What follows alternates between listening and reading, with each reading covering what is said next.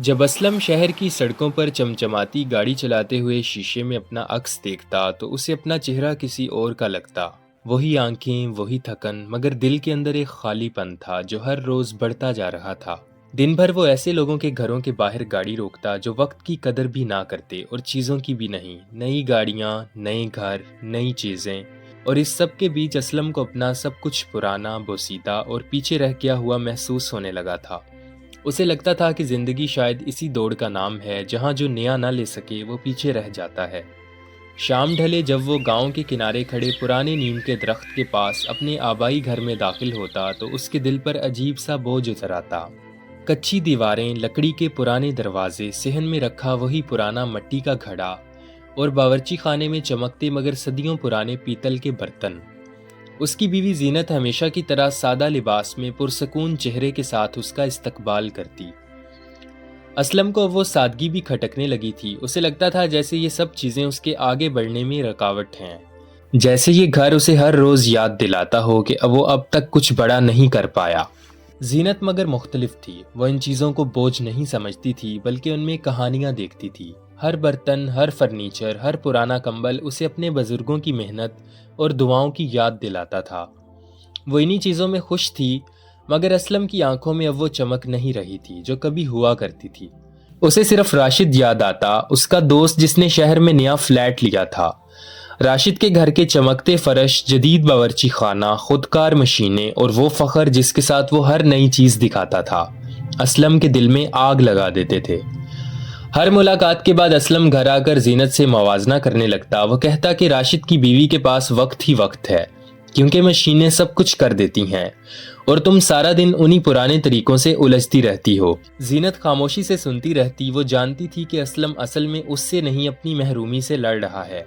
वो कभी जवाब नहीं देती, बस उन्हीं पुराने बर्तनों में उसके लिए चाय बनाती, जैसे हर घूंट में उसे सुकून याद दिलाना चाहती हो।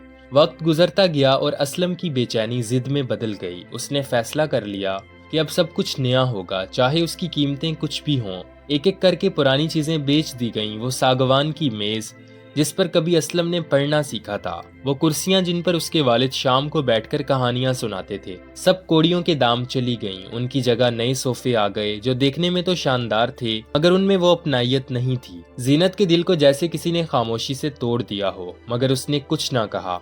किस्तों पर सामान आता गया और सुकून घर से निकलता गया। हर महीने तनख्वाह आती और लम्हों में बिखर जाती। असलम अब ज्यादा काम करने लगा, ज्यादा देर तक शहर में रुकता और घर एक होटल बन गया जहां बस सोने आया जाता था।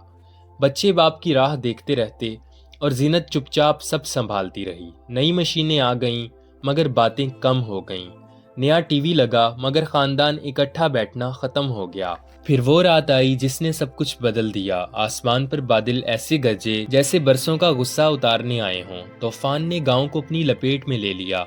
बिजली चली गई, रास्ते बंद हो गए और शहर में फंसे असलम का कोई पता ना था। जीनत बच्चों के साथ अंधेरे में बैठी थी जब बच्चों ने भूख से रोना शुरू कर दिया। जदीद चूल्हा खामोश खड़ा था, जैसे कह रहा हो, मुझे सिर्फ आराम के दिनों में याद किया जाता है। उस लम्हे जीनत की नजर उस कोने पर पड़ी जहां उसने जिद के बावजूद पुराना मिट्टी का चूल्हा छुपा कर रखा था। उसने खामोशी से लकड़ियां जलाईं, आग रोशन हुई और वही पुराना चूल्हा एक बार जिंदगी देने लगा।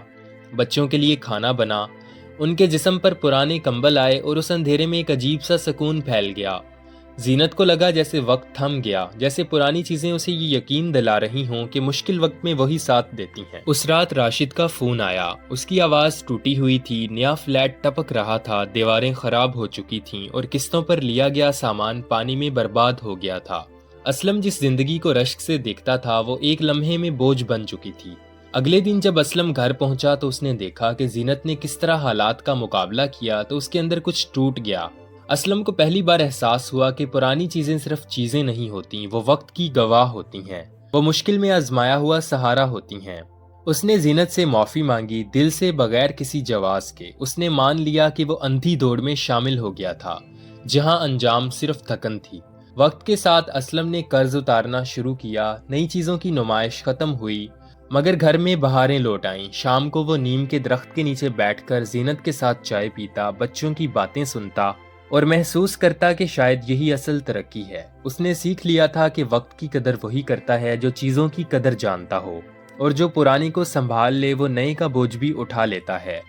اب اسلم جانتا تھا اصل امیری چیزوں میں نہیں بلکہ اس سکون میں ہے جو انسان کو یہ احساس دلاتا ہے کہ جو اس کے پاس ہے وہ کافی ہے، اور یہی احساس زندگی کو واقعہ خوبصورت بنا دیتا ہے۔